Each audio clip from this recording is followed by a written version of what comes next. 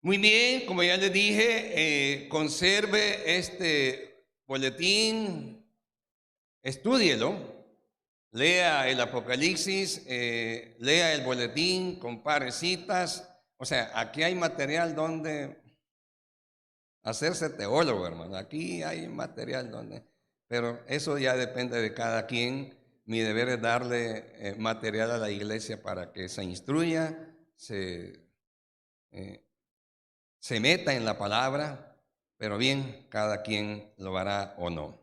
¿Cuántos han leído Apocalipsis en estos días? A ver, levanten la mano todos, así, sin mentira. Sí. Vamos a iniciar ahora, y lo estamos haciendo en los 3 cultos para que nadie quede con aquello de que yo no lo oí. El estudio sobre Apocalipsis. Y precisamente vamos a abrir nuestras Biblias en Apocalipsis capítulo 1. Apocalipsis no es para asustar a nadie, sino es solo para advertirle a la iglesia de que esté preparada para lo que debe de suceder. Advertirle a la iglesia de que esté preparada para lo que debe de suceder y sepa lo que va a suceder.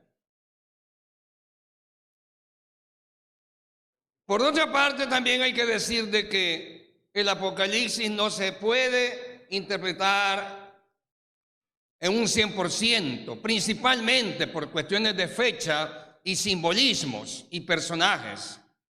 Pero sí se puede tener una idea general bastante buena de lo que va a suceder y cómo sucederá. Dice ahí Apocalipsis 1. Apocalipsis es una palabra que significa revelación. Por eso dice ahí la primera expresión, la revelación de Jesucristo que Dios le dio para manifestar a sus siervos las cosas que deben suceder. O sea que va a suceder sí o sí. Que deben de suceder. Miren lo que dice, las cosas que deben suceder, sí o sí. Pronto. Y la declaró enviándola por medio de su ángel a su siervo Juan, que ha dado testimonio de la palabra de Dios y del testimonio de Jesucristo y de todas las cosas que ha visto. Bienaventurado el que lee y los oye, y los que oyen las palabras de esta profecía y guardan las cosas en ella escritas, porque el tiempo está cerca. Juan, a las 7 iglesias que están en Asia, gracia y paz a vosotros, del que es y que era y que ha de venir, y de los 7 espíritus que están delante de su trono, y de Jesucristo el testigo fiel, primogénito de los muertos, soberano de los reyes de la tierra, al que nos amó y nos lavó de nuestros pecados con su sangre, y nos hizo reyes y sacerdotes para Dios, su Padre. A Él sea gloria e imperio por los siglos de los siglos. Amén. Y ya desde ahora se sigue repitiendo lo que desde Pablo y mucho antes en Mateo se dice, de que algún día Cristo vendrá por su iglesia. Y miren lo que dice ahí en el versículo 7. He aquí que viene con las nubes, y todo ojo le verá, y los que le traspasaron, y todos los linajes de la tierra harán lamentación por él. Sí, amén. Yo soy el alfa y la omega, principio y fin, dice el Señor, el que es y que era y que ha de venir, el todo.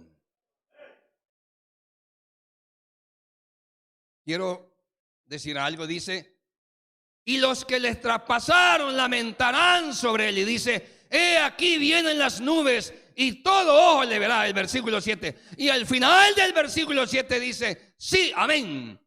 Miren, ese sí, amén es más grave de lo que pensamos. Dice, así será. el lenguaje de Apocalipsis tiene mucha simbología con el lenguaje del Imperio Romano y ya les voy a decir por qué. Los reyes decían que fulano sea condenado a muerte, o mañana empieza la guerra en tal parte, o fulano será condecorado por tal cosa. Y ellos decían una palabra: así se dijo, así se ha escrito y así se ha hecho. Eso significa sí, amén. Los emperadores decían: haremos tal cosa. En la corte decían eso y ellos decían: así se ha dicho, así se ha escrito y así se ha hecho. Entonces el ángel le dice a Juan: todo ojo le verá, y los que le traspasaron y los que lo maltrataron harán lamentación sobre él. Y dice: sí, amén. Como diciendo lo mismo de los emperadores: así se dijo, así quedará escrito y así será hecho. La absoluta certeza de que Cristo viene por su iglesia.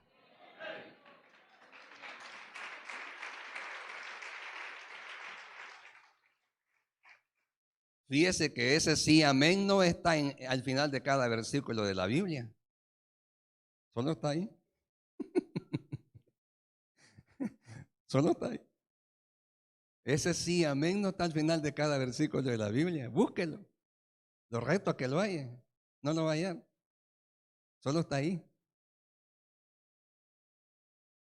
Haciendo alusión al lenguaje de los emperadores romanos.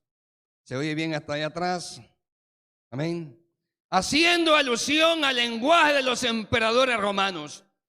Entonces dice: sí, coma, amén. Ese sí, amén, no está al final de cada versículo de la Biblia. No está. Ni siquiera en versículos claves de la Biblia. Por ejemplo, después de Juan 3:16 no está. Después de Timoteo, cuando dice toda la escritura, etcétera, etcétera, no está. No está. Después de Génesis 1:1 dice: en el principio creó Dios. No está. Solo está ahí.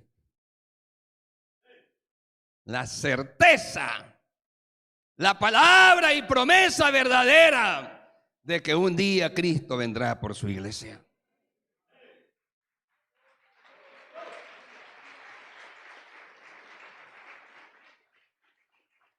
Haciendo alusión al lenguaje de los emperadores romanos. Ahí en su folleto, en su estudio, hay un par de gráficas. Quiero que pongan la primera.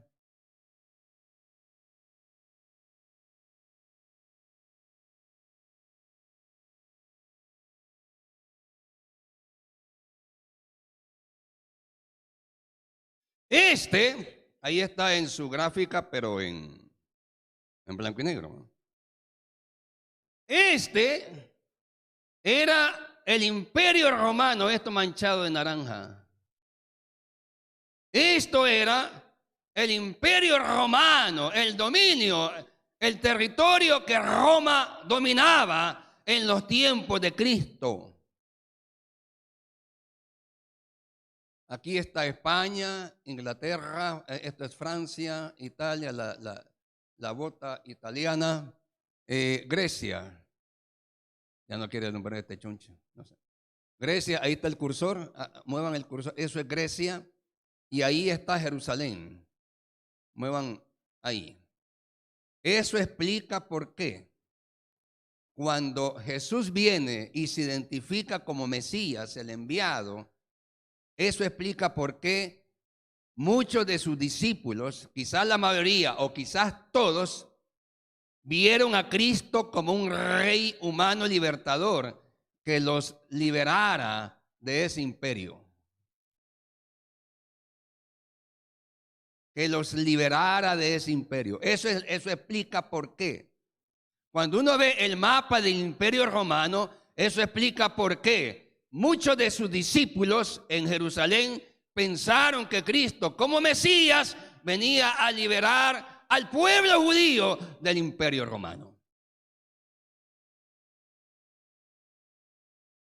Háganle en el cursor ahí sobre Grecia, ahí. Vamos a la segunda gráfica. Eso es Grecia. El Imperio Romano desterraba a Patmos, una isla. El Imperio Romano desterraba a Patmos, todos los indeseables. Eso de que convertir a las islas en cárcel no es nuevo. En Estados Unidos hubo una isla famosa, Alcatraz, y eso fue real. Y fue la mayor prisión de máxima seguridad de los Estados Unidos por muchos años, hasta que se escaparon 3. Cuando se escaparon 3, la cerraron. Eso es historia gringa. Y fue por muchos años la cárcel de máxima seguridad del Estado norteamericano, hasta que se le escaparon 3. Así que eso de que las islas son cárceles, eso no es nuevo. El Imperio Romano ocupaba la isla de Patmos como cárcel para todos los indeseables, criminales, etc. Y ahí los dejaba morir de abandono. Juan nunca salió de ahí. Nunca. Y ahí está Patmos, lo señalan por favor. Ese es Patmos. Y enfrente, en el lado de Asia Menor, tiene las 7 iglesias. Ahí estaban ubicadas. Ahí está Pérgamo, Tiatira, Sardis, Esmirna, Éfeso, Filadelfia y la Odisea. Pongan de nuevo la primera. Roma manda a Juan al destierro en Patmos. Pongan la siguiente. Y estando en Patmos, el Espíritu Santo se le revela.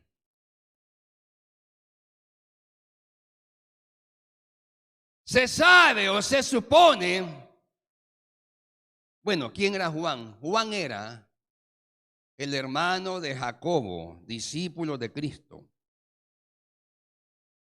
Hermano de Jacobo, discípulo de Cristo, los hijos del trueno.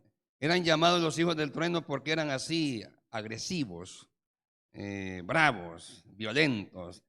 Ya somos 3, ¿verdad? Ya somos 3, ¿verdad?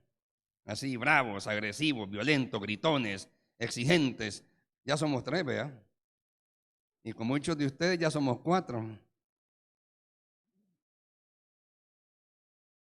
Era el discípulo menor, era el menor de todos los discípulos. Y se supone que fue el último en morir. Fue el mismo que escribe el Evangelio de Juan y las cartas de Juan.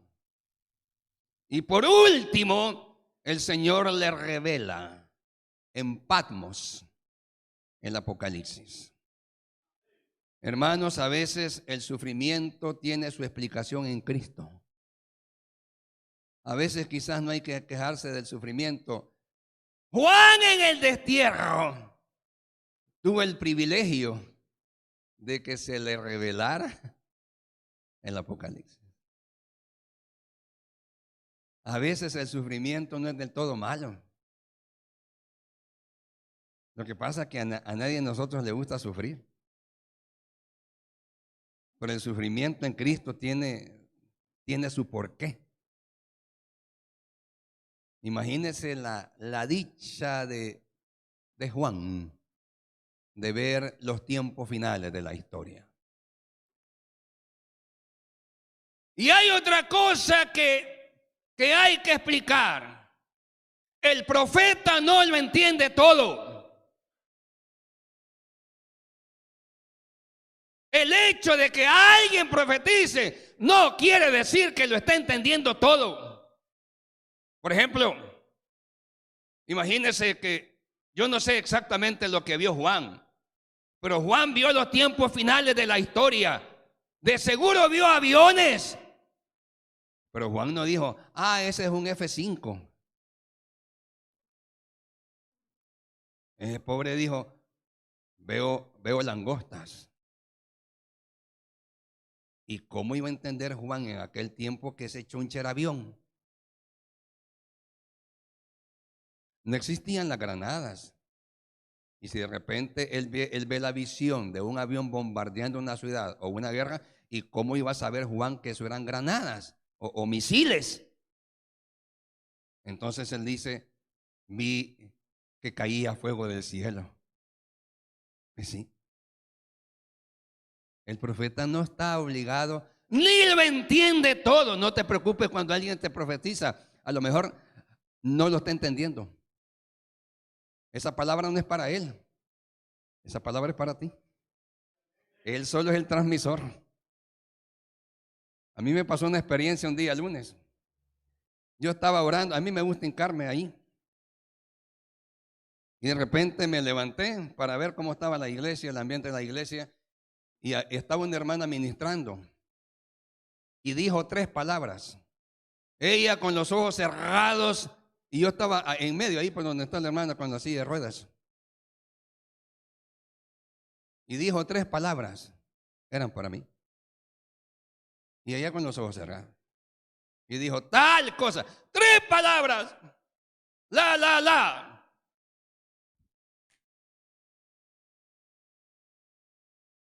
Yo dije, eso es para mí. ¿Lo entendió la iglesia? No. ¿Lo entendió ella? No. No se preocupe, el profeta casi nunca entiende lo que dice. No lo entiende. Es más, Daniel se enferma.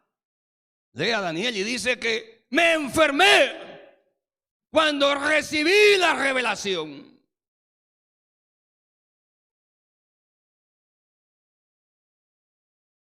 Sigamos leyendo.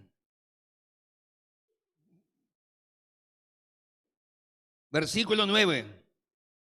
Yo, Juan, vuestro hermano, y copartícipe vuestro en la tribulación y en el reino, en la paciencia de Jesucristo, estaba en la isla llamada Patmos por causa de la palabra de Dios y el testimonio de Jesucristo.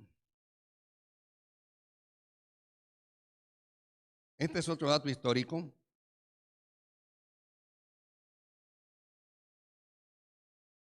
El mayor problema o la mayor causa de persecución a los cristianos en el Imperio Romano fue porque César, el César de turno, César era un título, no era un nombre. Es como papa, es como pastor, pastor Billy, pastor Fidel, pastor Abiel, pastor fulano. Es un título. César era un título que significa Señor, y ya lo voy a explicar. Es como papa, fulano tanto, mengano tanto. Es un título. César, entonces el César de turno siempre se declaraba Dios y exigía adoración. La gran mayoría de veces que se persiguió a la iglesia cristiana en los tiempos de Cristo fue porque los cristianos rechazaban adorar a César. No le daban culto a César y eso irritaba al emperador. Y él mismo declaraba la persecución. No era otra cosa. A César no le importaba que aquel hablara lengua, y a qué le importa a él. A César no le importaba que aquel profetizara. A César le interesaba que ¿qué? Que lo adoraran a él. Y que esos locos, y que esos que parecen locos se reúnan y canten. ¿Y a qué le importa a César? que aquel habla lenguas y profetiza. ¿Y eso qué le importa a él? A él no le importaba eso. A él solo le importaba una cosa, que lo adoraran. Y cuando no lo adoraban, Sí le importaba. la mayor causa de persecución a la iglesia en el Imperio Romano fue porque los creyentes se negaban a adorar a César. César significa Señor, no significa rey, ni soberano, ni emperador. Pero Señor en aquellos tiempos significaba divinidad. Hoy significa respeto. El concepto que vino a sustituir el concepto de César ahora es santo. San Romero. ¿Te das cuenta? Ya no le dicen señor, monseñor, le dicen San Romero. El San vino a sustituir César, que significa Señor. Ahora Señor, a cualquiera nos dicen Señor. Solo es una situación de respeto que vino a ser sustituido por el concepto Santa Catalina, Santa Pedrina, San Romero,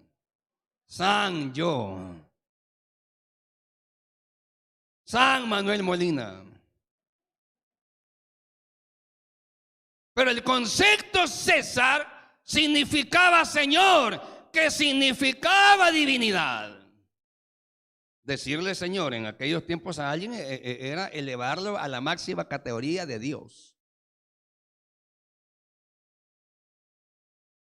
Por eso es que la Biblia está llena, cuando Pablo dice en Romanos 10, 9, 10, no lo busques, se lo digo de memoria, que si confesares con tu boca que Jesús es el Señor.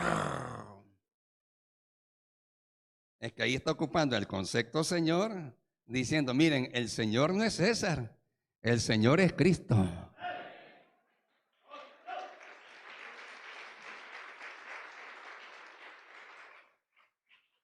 De ahí viene el concepto Rey de Reyes y Señor.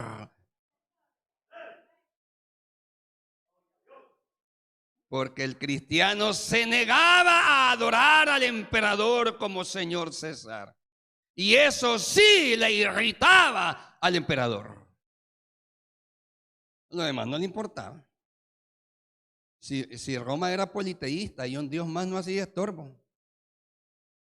Roma tenía muchos dioses y uno más no le hacía estorbo a nadie.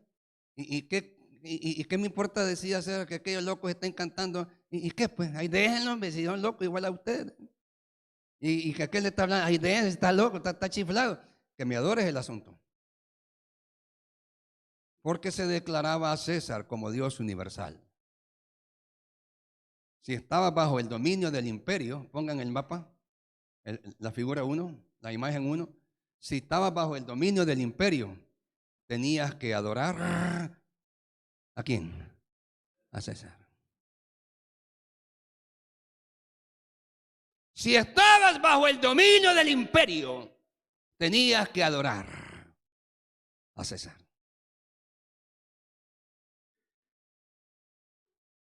Sigamos leyendo. Versículo 10 de Apocalipsis 1.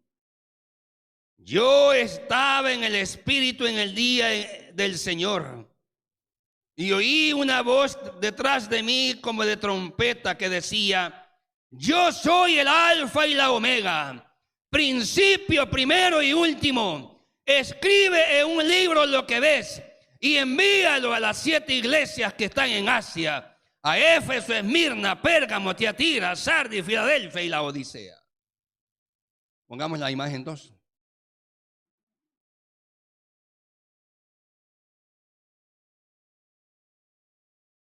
Ahí está.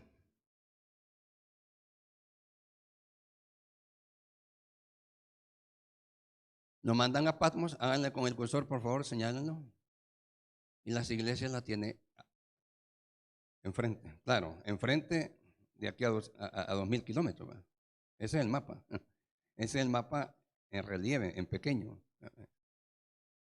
Ahí está él y le dice, envía lo que yo te diga a las 7 iglesias. ¿Quién era Juan? Era en la Biblia llamado el discípulo amado. Era el menor de todos. Se supone que era un cipote.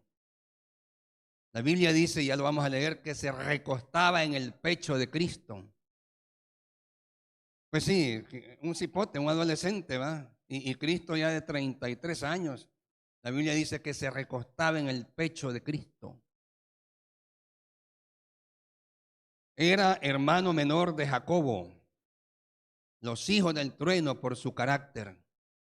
Es aquel que la mamá le dice a Cristo, cuando estés en el reino de los cielos, quiero que pongas a mi niño 1 a la izquierda y a mi niño 2 a la derecha. Ese era.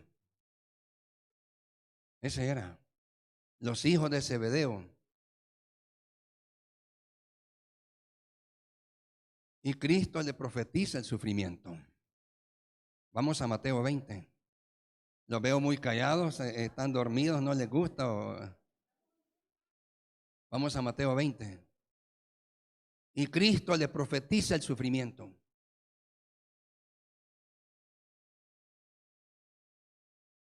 Mateo 20, 20 al 28.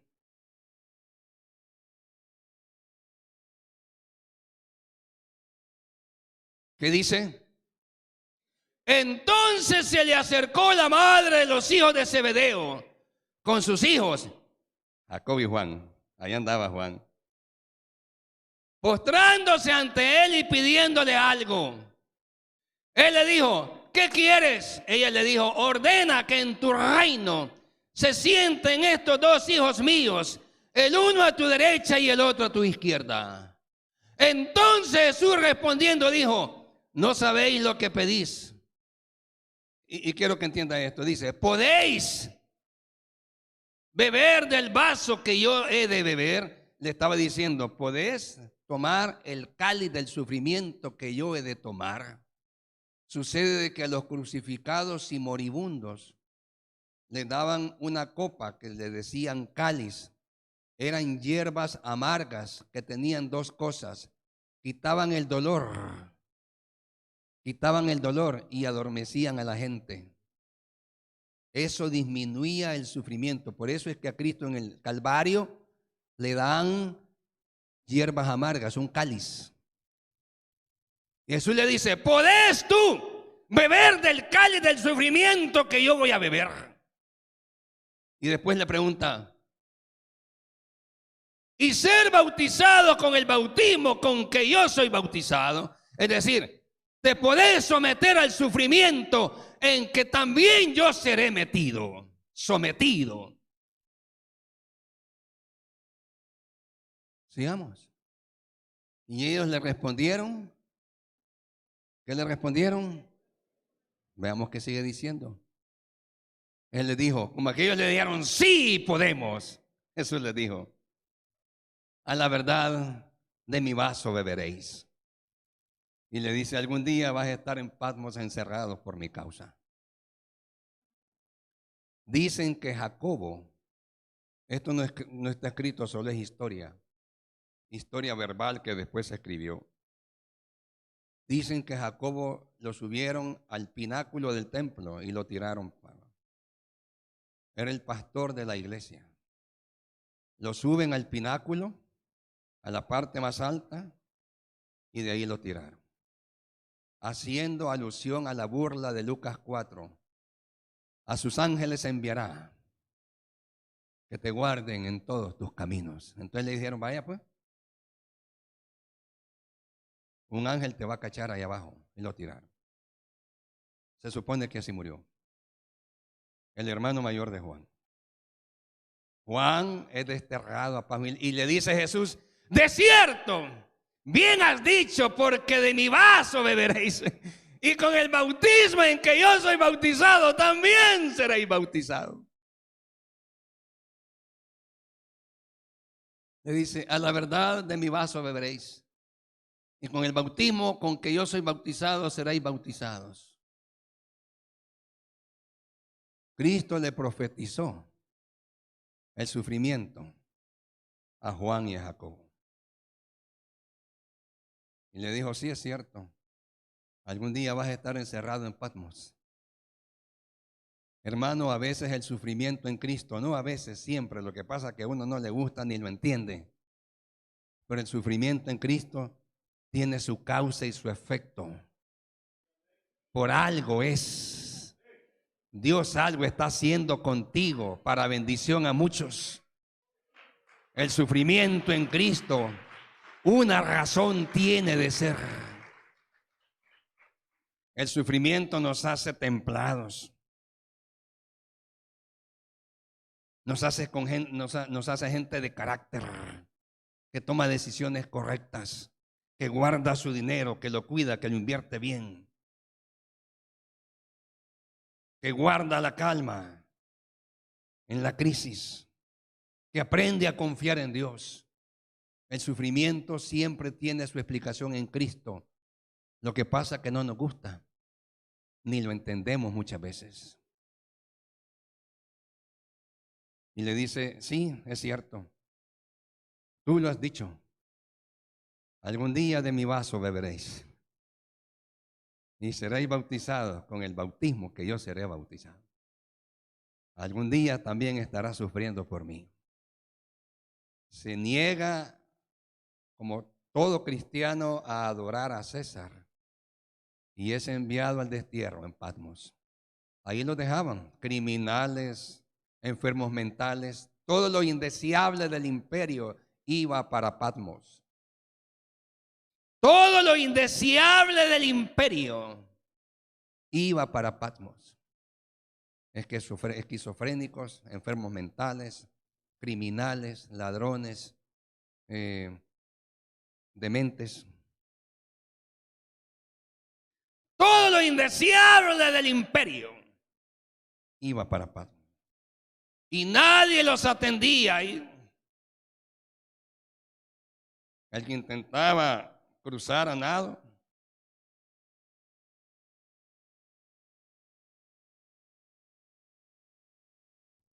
¿está conmigo?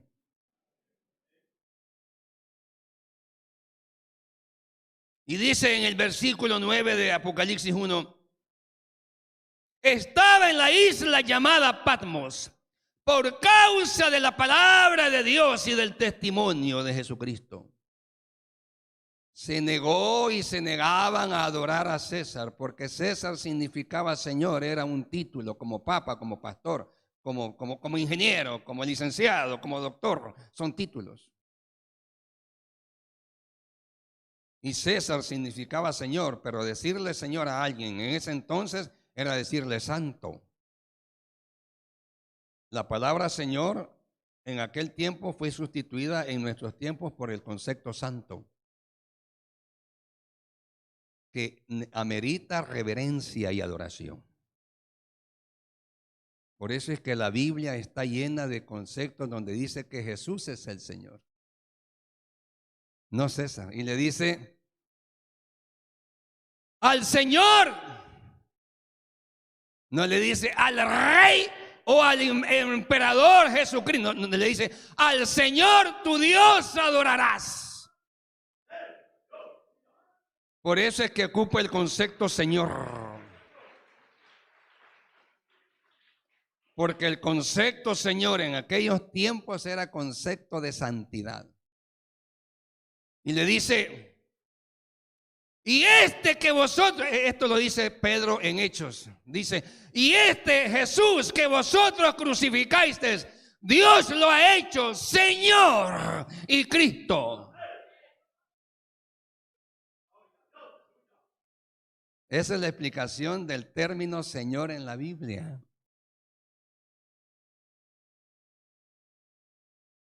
Esa es la explicación del término Señor en la Biblia.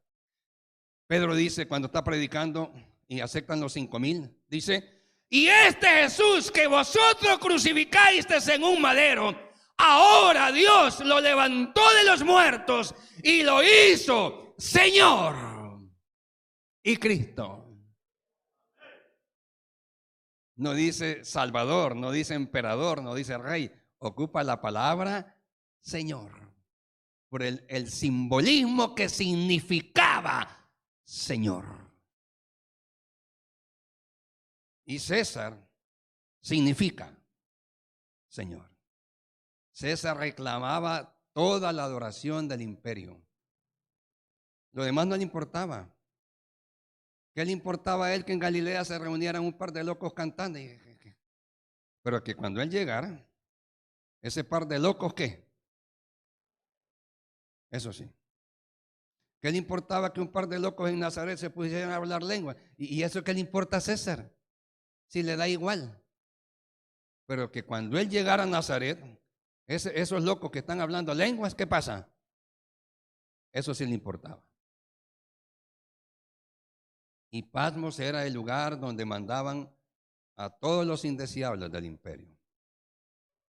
Estaba lleno de gente, enfermos,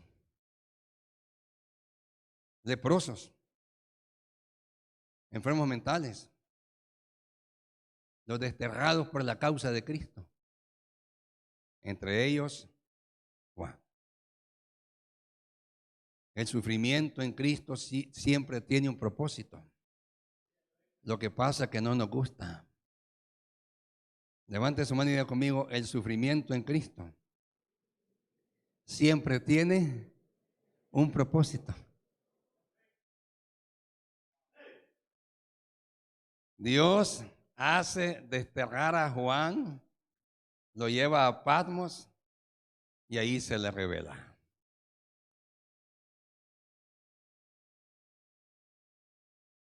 El sufrimiento en Cristo siempre tiene un propósito. Lo que pasa es que no nos gusta. ¿A quién le gusta sufrir? El sufrimiento en Cristo siempre tiene un propósito. Hay que entenderlo. Lo que pasa es que no nos gusta. Una enfermedad, una crisis familiar, una crisis financiera, una crisis laboral,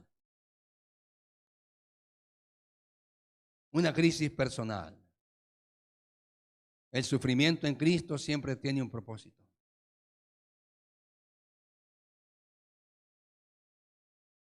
Versículo 12 de Apocalipsis 1.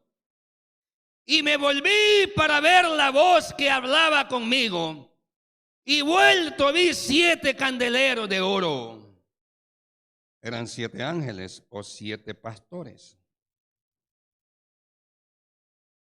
En el numeral 11 del estudio está una lista de simbolismos.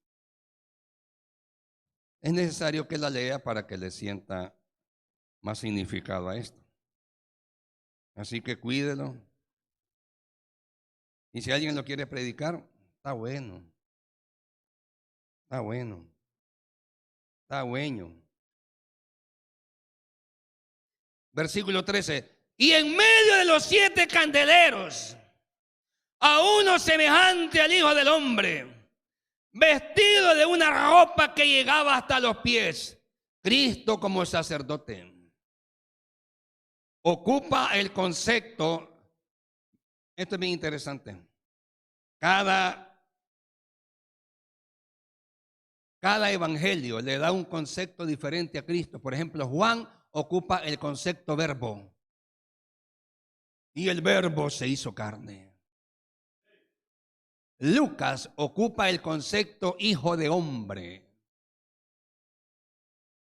Juan agarra el concepto de Lucas y dice en el 13, y en medio de los 7 candeleros a uno semejante al Hijo del Hombre, eso lo saca de Lucas, y vestido de una ropa que llegaba hasta los pies. Cristo vestido como sacerdote, que es como sumo sacerdote. Y después dice, y ceñido por el pecho, atravesado por el pecho con un cinto de oro, Cristo como rey.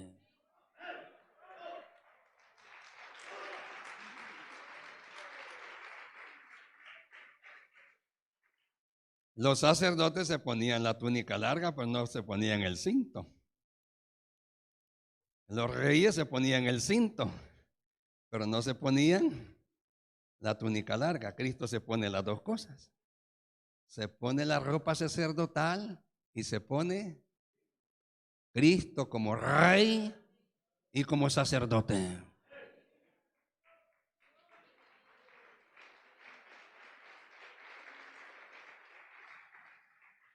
Y eso significa dos cosas: el sacerdocio, ministración y perdón, y el rey, autoridad. Eso significa dos cosas: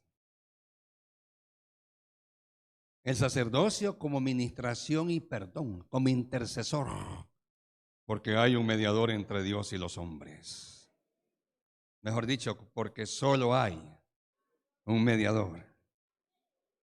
Y después dice quién es: Jesucristo. Su ropa larga, Cristo como sacerdote. El cinto cruzado de oro por su pecho, Cristo como rey. Sigamos leyendo. Su cabeza y sus cabellos. Estamos viendo quién le revela el Apocalipsis a Pablo, a Juan. Su cabeza y sus cabellos blancos como blanca lana, como nieve. Cristo en su santidad y eternidad. Sus cabellos blancos como nieve y como blanca lana. Cristo en su santidad y en su eternidad. Y después dice, y sus ojos como llama de fuego. Cristo que lo escudriña todo. Cristo ve todo y lo escudriña todo.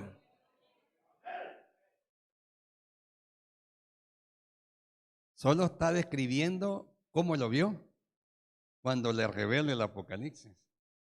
Está describiendo quién es Cristo y cómo lo vio. Y sus pies, versículo 15, semejantes al bronce bruñido, refulgente como en un horno, y su voz como estruendo de muchas aguas. El bronce bruñido significa sacrificio, porque el altar de los sacrificios en el templo era de bronce. El altar de los sacrificios, cuando se ofrecía sacrificio y holocausto, el altar era de bronce. Bronce significa, dice, y vi sus pies como de bronce bruñido. Cristo como cordero sacrificado. Y su voz como estruendo de muchas aguas, de muchas aguas. La autoridad de Dios. Y dice, os ruego, hermanos, etcétera, etcétera, porque descenderá del cielo y los muertos en Cristo resucitarán primero. Y al son de la trompeta se levantarán. El estruendo de muchas aguas, su voz es sinónimo de autoridad. El bronce es sinónimo de sacrificio. Las ropas largas, sinónimo de sacerdocio. El cinto cruzado, sinónimo de reinado. La cabeza, blanca como la nieve y la lana, su eternidad y santidad. Y está diciendo, así vi a Cristo. Solo estamos estudiando en la parte, ¿quién le revela el Apocalipsis a Juan? Tenía en su diestra 7 estrellas, las 7 iglesias. La iglesia está en las manos de Cristo. ¿Cuántos saben que las manos de Cristo están con nosotros? Eso refuerza el concepto de que el que está en mis manos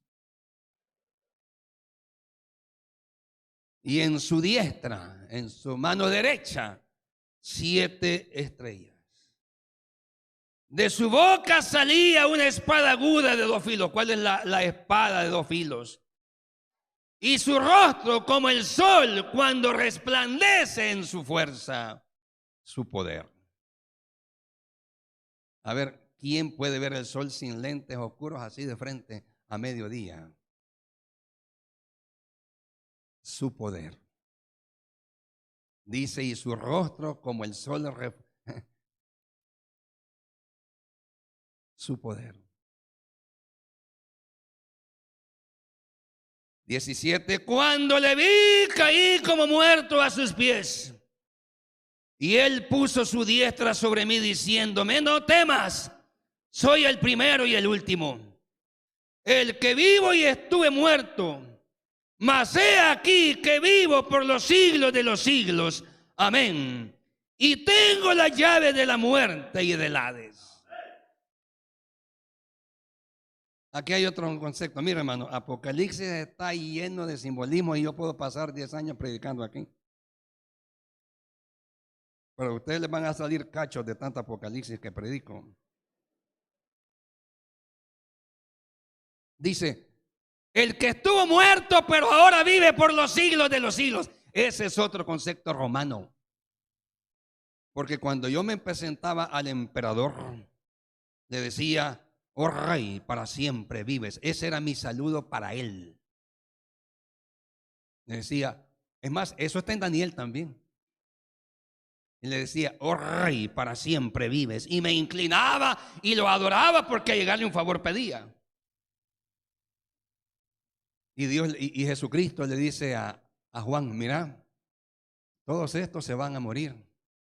El único que vive por los siglos de los siglos.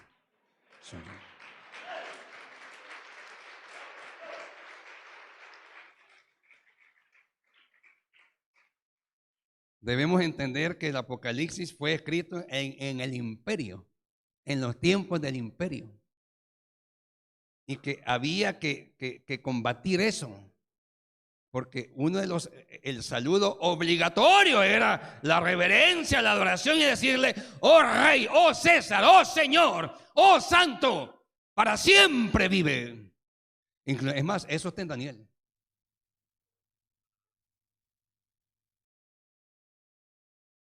Y Jesús le dice, mira, nadie vive para siempre.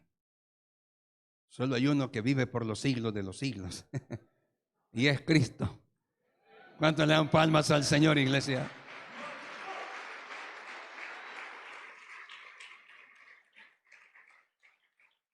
Y le dice, y tengo la llave de la muerte y del Hades. Eso significa el control de los tiempos.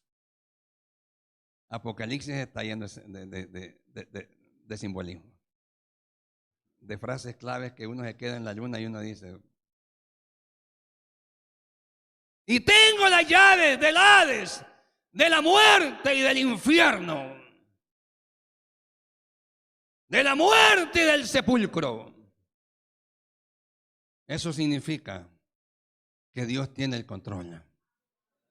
Dios tiene el control de tu vida. ¿Sabe cuándo te vas a morir? Mañana te morís, pero solo Él sabe a qué hora, yo no. Levante su mano y diga conmigo, Él tiene el control de mi vida. Levante su mano en la iglesia y diga, Él tiene el control de mi vida. ¿Cuántos saben que Cristo tiene el control del mundo, iglesia?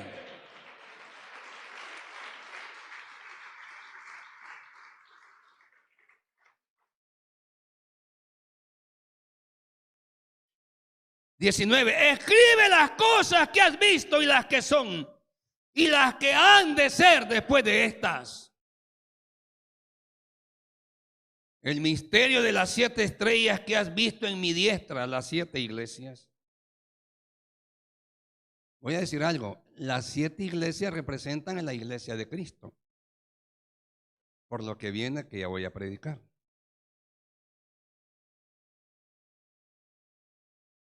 En la mano derecha las 7 estrellas, las 7 iglesias. Y de los 7 candeleros de oro. Y después le dice lo que es. Las 7 estrellas son los ángeles de las 7 iglesias, o sea, son los pastores. Y los 7 candeleros que has visto son las 7 iglesias. Y ya en el capítulo 2 empieza el mensaje a cada iglesia. Y en el capítulo 2 empieza el mensaje a cada iglesia. Fíjese que Cristo le profetiza a Juan que sería el último. Vamos a Juan. Juan 21, 20 al 24. Fíjese que Cristo le profetiza a Juan que sería el último en morir. ¿Se lo dice? Vamos a Juan 20, Juan 21, perdón, 20 al 24. ¿Qué dice?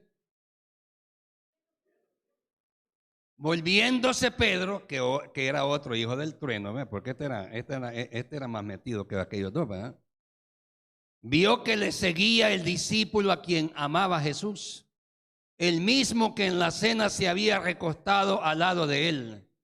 Y le había dicho: Señor, ¿quién es el que te ha de entregar? El que le preguntó sobre el traidor a Jesús fue ¿quién? Juan.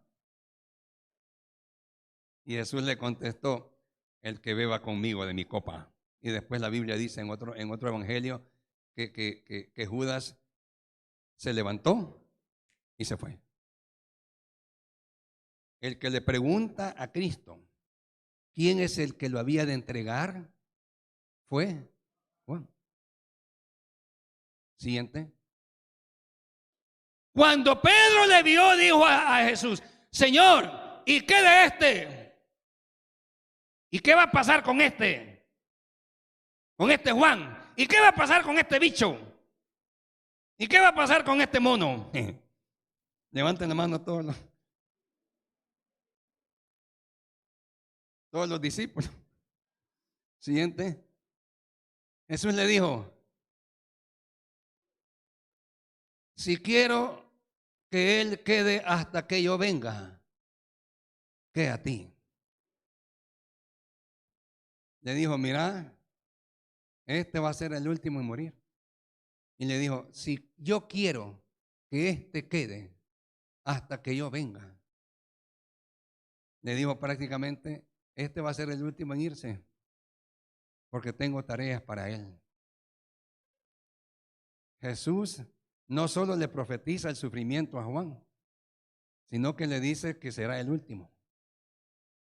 Escribió el Apocalipsis en el año 95 después de Cristo, suponiendo que tenía unos 18, 20 años, andaba por los 115 años, 120.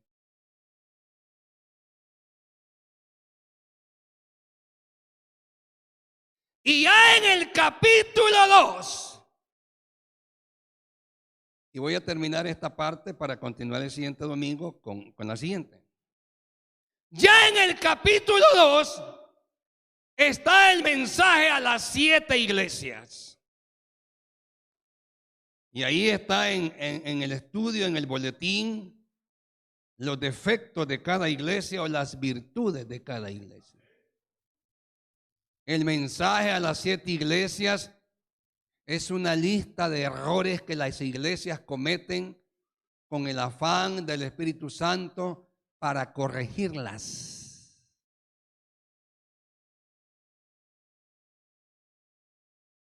¿Qué número es el himno, Fidel?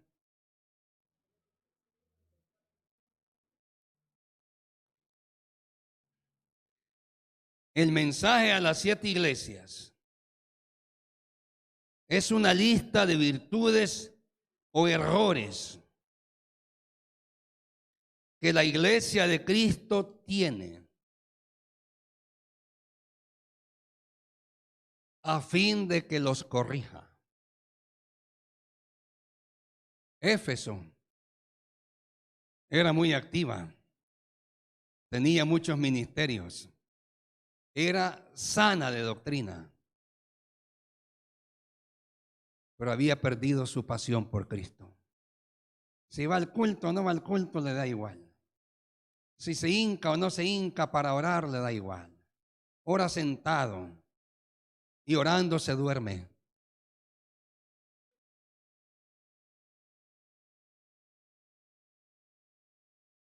No busca la unción ni el bautismo en el Espíritu Santo. Eso es para unos pocos en Éfeso. Ese es Éfeso. Muy correcta, de buena doctrina. Tienen un excelente predicador. Enseña el hombre, pero es fría. Perdió la pasión. No busca la unción. Si va al culto de oración le da igual, y si no va le da igual. Muy correcta, pero perdió el primer amor. Ya no está enamorada de Cristo. Esmirna es perseguida y pobre, pero santa.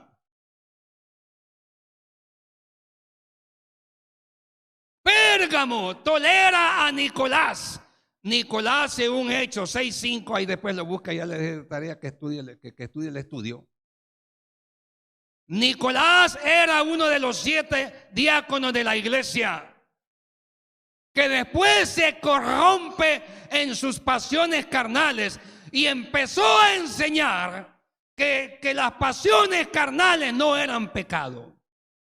A eso se le llama, lo que dice en Pérgamo, la doctrina de los nicolaitas.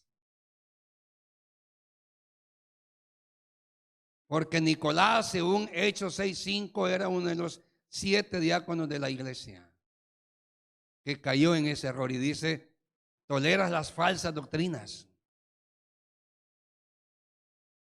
Pérgamo iba donde los brujos que le leyeran la mano. Iba donde los profetas que piden dinero. Ese era Pérgamo. Lee las cartas y lee el horóscopo. Cuando vivía Walter Mercado lo veía. Ese era Pérgamo.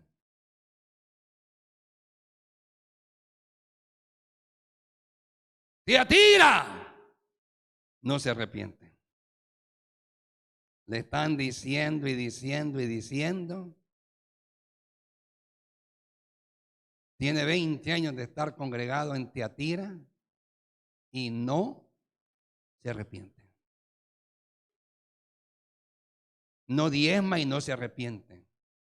Se echa los tragos y no se arrepiente. Hace sus cositas y no se arrepiente.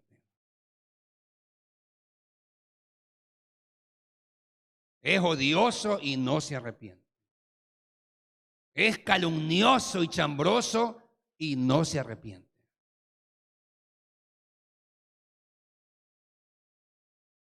Sardis es pecaminosa y carnal. Así llega el culto.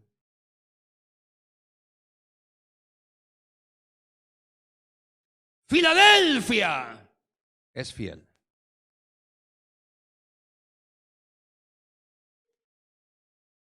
Filadelfia está en el capítulo 3 y dice, porque has guardado la palabra, estuviste enfermo y estuviste débil, y a pesar de estar enfermo y débil, guardaste la palabra. Y después le dice, por tanto yo abriré delante de ti he puesto delante de ti una puerta abierta, la cual nadie puede cerrar. Esa es Filadelfia. Pero la Odisea es rica, grande, jactanciosa, soberbia, y se jacta de lo que tiene. Tiene 3 edificios y un museo y una clínica. Es soberbia. Es tibia. Y Dios le dice, porque sos tibia. ¿A quién te pareces, Betel? ¿Está conmigo? ¿A quién te parece, Betel? No estoy preguntando ¿a quién se parece, Betel? Estoy preguntando ¿a quién te pareces, Betel?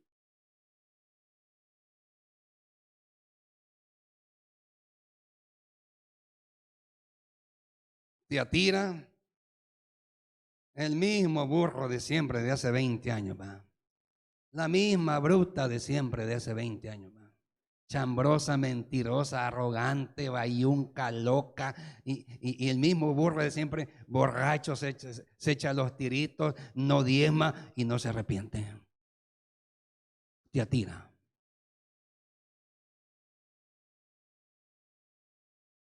Pérgamo va donde los brujos y lee las cartas y le paga a los profetas para que le profeticen. Éfeso, muy correcta, con muchos ministerios, muy activa, pero perdió la pasión. ¿A quién te pareces, Betel? ¿A quién te pareces, Betel? Y después viene la palabra en todas y dice, por lo tanto te exhorto que te arrepientas.